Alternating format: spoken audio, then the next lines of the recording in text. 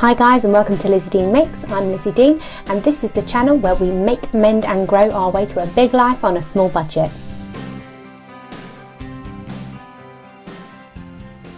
Hi guys, welcome to Lizzie Dean Makes. Today I'm going to talk you through my Christmas hamper making top tips, how I've been doing my Christmas hampers, and give you some ideas to sort of get you kick started. So I do Christmas hampers for gifts. I make most of the things that go in them. Last year when I was poorly, I didn't make anything really. We bought most of the food things and whatever to go in the hampers because I just didn't have the energy or the time to do it. So I mean, you do as much as you're capable of doing or you're able to do, and buy the rest. Don't feel embarrassed about that. Just do what you can do. You're not trying to kill yourself over, you know, being the perfect hamper maker or anything like that. So I think that's the first thing to note is only to bite off as much as you can chew that year. And also to note that a lot of the stuff that I've got for my hamper making has built up over the years, so I've actually got a lot of stuff that I didn't have the first year that I did hamper making, and I've just added to it slowly. So I would start off by looking for the containers you're going to use. So I like these wicker sort of hampers that you might think of, picnic hampers and things. One of these is a Fortnum & Mason hamper that we found out in the recycling box at a block of flats that we used to live in before we moved into this house after Christmas. So someone had clearly got a Fortnum & Mason hamper for Christmas and didn't know what to do with the actual hamper itself when they were finished with it, so they put it in the recycling. So I nabbed that, cleaned it up, and that's a nice decent sized hamper that we can reuse year after year. I've also got these smaller ones here that I picked up at Hobbycraft.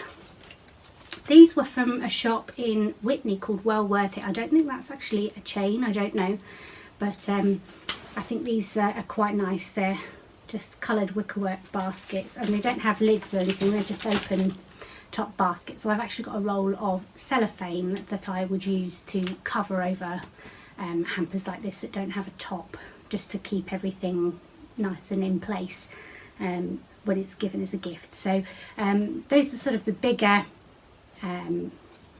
basket type hampers that I use. I also like these sorts of Christmas themed little boxes. This one we got as a gift one year with, I think it had biscuits in it, as did this tin.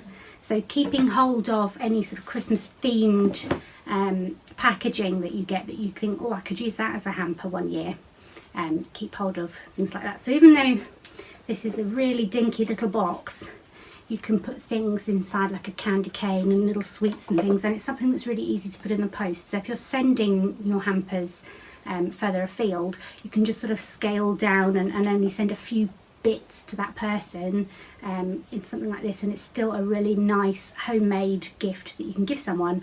It doesn't cost the earth, but that is also really lovely and well packaged and well thought out. So whatever size container you're going to use, I like to package the things that are inside as well, and I like to sort of go with a theme. So I have over the years made these fabric wrapping bags. So there's a very straightforward tutorial using fabric fat quarters that I found on Pinterest years ago, and I use that. So these are very straightforward. I'll show you inside of this one. They're simply cut out with pinking shears. I can get it close enough. They're cut out with pinking shears, so they don't actually have any hemming, just the tops turned over for a bit of ribbon to go through, and then you turn them right way out, and they make great little wrapping bags. They just add a bit of class, you know, they're a bit fancy, and I just get a whole bunch of new Christmas fabrics.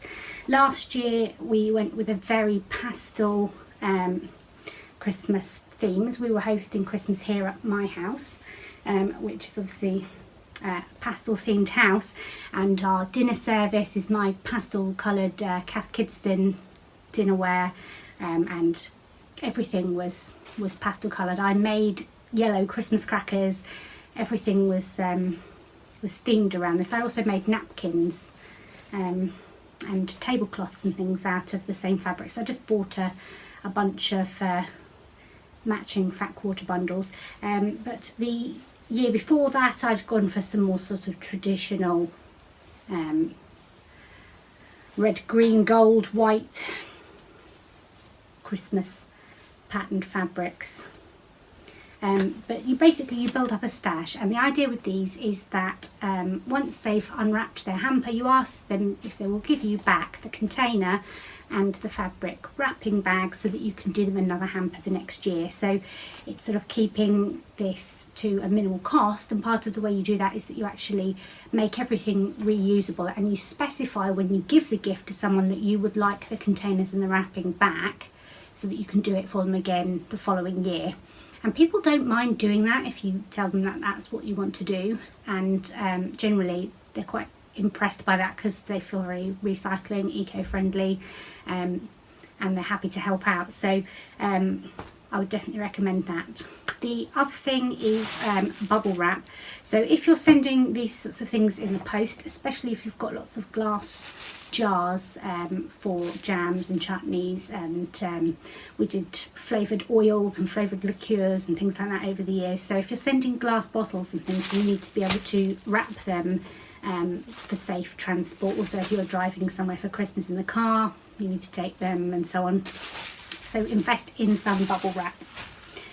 The other thing in terms of packaging the hampers is that I like to tie the hampers around with some ribbon or some twine. So this sort of coloured, they called this elf twine, but I don't know if you can see the colours on it. And I've also got red and white twine, gold ribbons, and some really nice sort of Christmas themed ticker tape type ribbon that says Merry Christmas on it. So I collect these sorts of things from anything that anyone else gives me, or also if you buy Christmas pyjamas or anything like that, often they'll come wrapped in ribbon, so keep that. Any way you get it, just stash it all away somewhere, and it comes out the following year for Christmas. So this all goes into my Christmas box and comes out the next year. I then bought a whole load of very plain white sort of price tags, which I then used a rubber stamp to stamp up. So I had different size ones and different pattern rubber stamps. So this is a nice Nutcracker soldier. These ones have got little green presents and a little stamp that says "for you" on them, and this is a really inexpensive way of doing tags, and because they, you can see that they're homemade, they don't have to be done perfectly, but because you can see they're homemade, they add an extra sort of quality to the gift. When someone receives it, they realise this isn't something you've just gone out and bought, this is something that you've put time and effort in to make for them, and it just sort of reinforces the fact that this is a very personal gift. So there's some of the packaging. I also pick up purchased gift labels as well when I find them, because it's just really handy to have enough stuff in your stash that you can deal with the situation quickly. Especially I do up lots of smaller hampers, because if someone comes and gives us a gift, which we've had in the past, unexpectedly our neighbours decided to celebrate Christmas and buy us a gift, and it's nice to be able to have something that we can give back to them. So having some labels that you can quickly scratch out, oh, this is one of my spare hampers and this is for so-and-so who's just given you a present, and bring it downstairs and give it to them, makes it look like you actually thought this through beforehand and you weren't sprung upon with the surprise.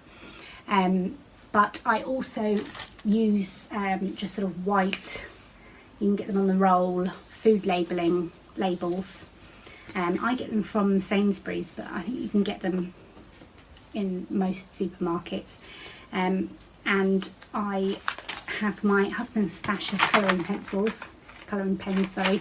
So we've got the very fine nibbed ones, and then some really nice bright felt tips. So I use these to create labels for the products that I've made when I'm labelling up jars and things with jams, chutneys and so on, but also you can use those to actually put on the parcels if you're posting them, and they're just really handy to have.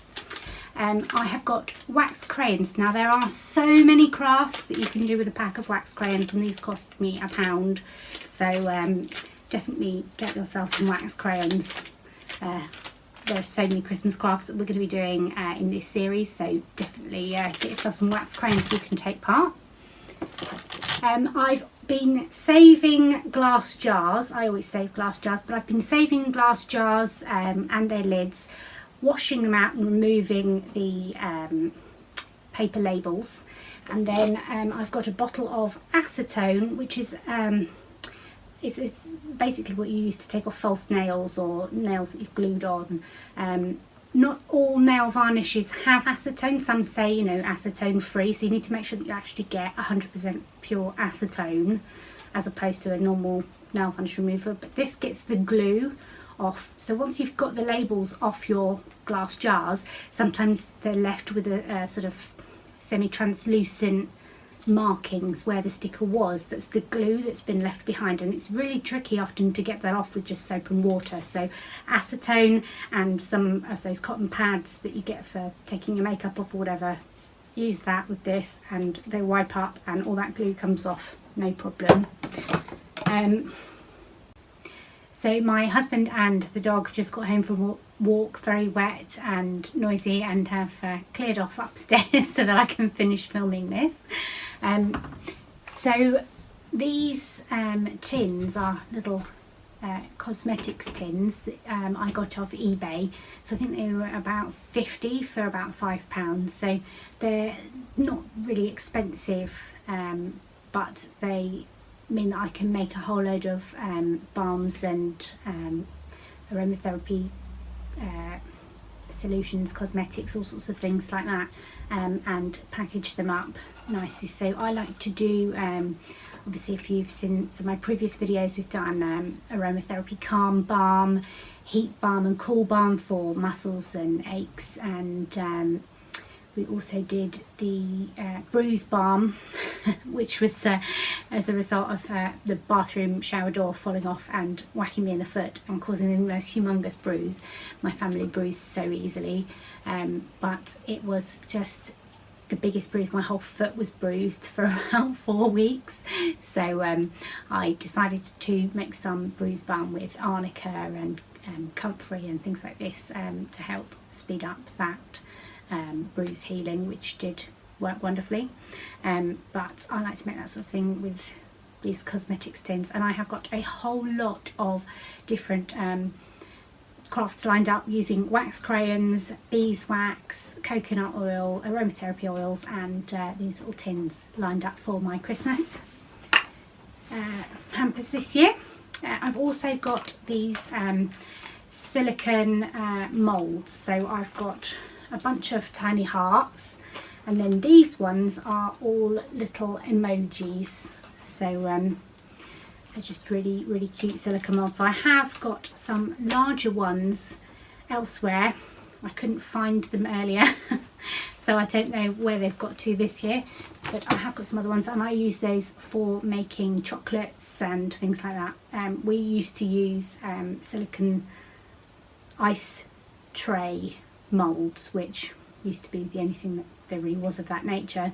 Rubber ice cube moulds in funny shapes that people used to have for cocktail parties and things when we were kids, and my mum used to get them with Christmas patterns on, and we used to make brandy butter and things in them, freeze it, pop them out, and they'd still be in their shape even when they cooled down a bit, warmed up a bit from being frozen.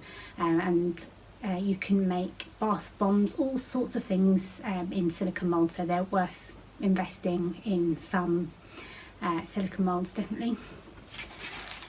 I've then made up a whole bunch of these, which are plastic craft bags. If you make cards, paper cards, you know, like birthday cards, Christmas cards and things like that as a craft, you get these packs of 50 or 100 or however many plastic card bags that would go around your cards if you were going to sell them or anything. And I pick loads of these up every year and use them to repackage things for my Christmas hampers. So what I've done with these ones is I've cut out a square of cheap standard wrapping paper to fit exactly in the bag, and I've slid it into the pouch, and then I will use that to zhuzh up things that I'm repackaging. So I buy a bunch of things as well as make things for my craft hampers. Even when I'm doing a sort of full-on making session, I will still buy things to go in my craft hampers. And the kinds of things that I like to buy are unusual food items. So I'm really one for finding anything unusual in the supermarket. Like last month we found some chipotle paste and decided to have a go with that. The month before we decided to make some paella because I found some paella seasoning on offer somewhere. All sorts of things like this, and this is one of the things that we do, particularly with my in-laws who we spend most of our Christmases with, is that we buy each other weird and unusual foodstuffs to try. And a lot of those that we got just for something different to try have turned out to be things that we really like. So there is something called mushroom ketchup, which is one of my favourite ingredients for cooking with, and it was one that we found one year doing our Christmas hampers, and it's like a Victorian ingredient, not like tomato ketchup. It's more like Liam Perrings or soy sauce or something, and you add it to things when you're cooking, and especially when you're eating vegetarian and vegan. It's a really nice addition that isn't fish based. So it's, what do they call that flavour? Umami? Umami? I'm not sure. That flavour, I think it's a bit of that, but it's basically mushroom sauce. It's just really tasty. But we also have had some brilliant things from our in-laws as well. Like I got some sweet rhubarb tea that has become one of my absolute favourite teas of all time. So it's that sort of thing. But one of the things that I like to do, because I drink an awful lot of flavoured teas, fruit teas, but also rooibos teas and black and green teas. I really like trying different ones, and so I think it was last year or maybe the year before, I found chocolate tea bags, so black tea with chocolate, and I found some really nice sort of spiced chai tea bags, things like that. And I buy just sort of one box of tea bags, and then I'll package them up like this, just pop in a couple of tea bags in and the label on to say what kind of tea bags they are, and it's just enough for someone to be able to try it. And if they don't like it, then they've only got one or two tea bags, so they're not going to be wasting loads. But it's a taster. It's a, oh, that's really interesting. I'll look out for that when I go shopping. And so that's one of the things that I like to do. These also are great for wrapping foodstuffs. So I wrap up things like oat cakes or crackers or anything like that. We do a lot of sort of chutneys and things for eating with cheese, so we also do a lot of crackers and things for eating with cheese, but also nibbles that you can eat while you're unwrapping the rest of your Christmas presents, because everyone needs a few nibbles while they're sitting around at Christmas, and they go really well into things like this. They have a little strip that you peel off that sort of backs the sticky stuff to stop it from being sticky all the time.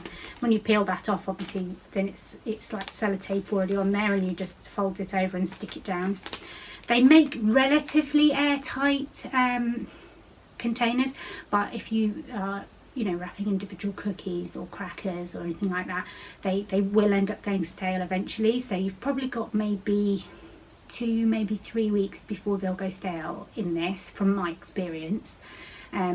So you want to leave wrapping anything like that you're going to be opening from airtight containers to put in hampers, because you've got a limited amount of time then to do it. So things that people are actually going to eat on the day. It's also well worth putting on the little sticky labels, or little sort of price tag type labels that you do and stick on things, putting on there like how long they should the time period you've got when they should consume them by. You know, they don't have best before dates and things on them anymore, so you need to make sure that you're giving that information out. I also have a bunch of little handmade stickers to stick on anything that we've made, to sort of point out that it's handmade. I also like getting tissue paper. I really like this one. I don't know if you can see it with the light on it, but it's really Christmassy tissue papers and things like that to stuff in around things in the hampers. They act kind of like the bubble wrap does, in that it stops things from clashing together or whatever, but it also fills up the empty odd spaces. Another thing I really like doing to fill up the empty odd spaces is you get these little packs of chocolate coins or chocolate snowmen and snowballs, little chocolate Santas, but also the individual little packets of sweets that you can buy. So you get the big bumper packs of individually little wrapped sweet packets, and they're great for shoving in around any of the edges and things. Also just extra things for people to eat while they're sitting around on Christmas Day. But they also help to fill in any little odd empty spaces and sort of pad out the hamper. And they work really well in the smaller hampers where you can't necessarily get so many of the big ticket items in. If you're going to get 1 or 2 big ticket items, you kind of want to put something else in to make it more of a thing. So I think they're great for that. So I managed to pick up 4 mostly unused packs. Each one of these has got their packs of 50, but the lady I bought them from had used a few. But I managed to pick them up for 5p a packet, so I spent 20p and got near enough 200 of these bags. But if you see them, I bought them from the range before. They definitely sell them in Hobbycraft. But anywhere you see them, check the prices on them. These were originally retailing for about £2.50 a pack. So even if you paid full price, they're not that much, but you can definitely get some really good deals on them when they come up, and buy them in advance. I bought these back in maybe July, maybe earlier in the year. From Facebook Marketplace. The lady who lives around the corner from us put some up, and so I went round and got them because I know I'm going to be using them, so they just go in the stash of things ready for Christmas hampers. The other thing that I have invested in this year, I went on eBay and got a company. Her name is Sheila Locke, and her company name seems to be Sherbet 3006. And she's in Basildon in Essex, which is near where I grew up. But they are sheets of stickers. They're 40mm wide round stickers, and they say Liz Dean makes on them, because, you know, obviously all of these things that I've been making on my channel, and it just reminds all of my friends and family who are getting gifts that they need to keep watching me on YouTube. But they work really well to put on the top of the glass jars and things that I'm working on, and also on these little cosmetics tins. You can get different size labels, and you can get different ones printed up. If you've got a good quality printer at home, you can buy the sheets of unprinted ones, but these printed up were only £1.80, so for I think they were 25 per sheet. So I just got 2 sheets worth done up, because we don't actually, well, we do have a printer in the loft, but we don't have an ink cartridge for it, and so yeah, we're not likely to go out and pay £15 for an ink cartridge for that old printer, so we don't bother printing anything these days anyway. So I just got some printed up, and these are obviously the white labels that I've got here and I've just written on. Other than that, I've been collecting these things. So we shop most of the time at Aldi, and a lot of the time their desserts come in not plastic sort of throwaway disposable things, but these really nice quality like ramekins and things. So this is a glass, almost, it's bigger than a shot glass, but that sort of shape and size, and that had a chocolatey dessert in, as did these, which are black sort of ceramic ramekins. And so we keep these obviously and wash them up, and they are also really handy for doing crafted things in. So I'm going to be making some scented and coloured candles in these, and they'll be like those little votive candles that you can get in a tea light holder type thing, but in this glass container. So it's well worth keeping hold of things like this. Another thing I do is that I make posh chocolates out of the cheapo chocolate. So this is 30p a packet from Aldi. They do white chocolate, milk chocolate and dark chocolate. Unlike the cheap chocolates from the other supermarkets, the Aldi stuff actually still is chocolate. It's not weirdly plasticky in texture and things. Like the Asda one is definitely very strange. I would never buy the cheap Asda chocolate because it's really odd. But this stuff is still really decent chocolate, probably because they have to sell across Europe, and the rest of Europe is very sort of finicky about what is actually counted as chocolate and what's not. Has to have a good enough cocoa solids ratio or something. And then I use my silicone mould, so I actually warm up the chocolate in a bain-marie or double boiler, and till it melts, and then I pour it out into other containers, and I have things like sparkles, flavourings. I've got bits of honeycomb, all sorts of things in my baking supplies, which I then use to jazz them up, but also the fact that they're little shapes. And then I package them in my little bags. So I make little bags of fancy looking chocolate out of 30p bars from the supermarket, and that's also another great activity for kids, because who doesn't love playing with melted chocolate? It's just too much fun. So that's basically my stuff, my stash that I get together for doing my hampers each year. As I said, I do always a mixture of bought things and crafted things. You could go completely crafted, you could just have a few sort of key things, like, you know, a couple of jams or some homemade liqueurs or things like that, and keep it down to a niche.